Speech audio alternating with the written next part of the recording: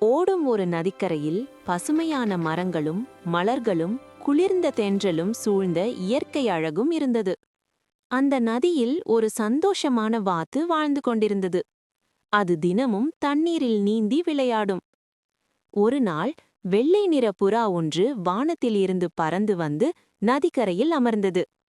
"வணக்கம் வாத்தே" என்று புறா சொன்னது. "வணக்கம் புறாவே, நீ இங்கே புதிதாக இருக்கிறாயா?" என்று வாத்து கேட்டது. "ஆம், இங்கே இயற்கை மிகவும் அழகாக இருக்கிறது" என்றது புறா. அந்த நாள் முதல் அவர்கள் நல்ல நண்பர்களாக ஆனார்கள். வாத்து புறாவை தண்ணீரில் விளையாட கற்றுக் கொடுத்தது. புறா வாத்துக்கு உயரமாக பறக்கும் மகிழ்ச்சியை பற்றி கூறியது. ஒரு நாள் பலமான காற்று வீசியது. புறா சிறிது பயந்தது.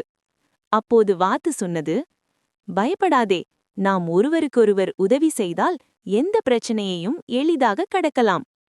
புறா மகிழ்ச்சியுடன் சொன்னது, "நன்றி நண்பா, உண்மையான நட்பு என்றால் இதுதான்."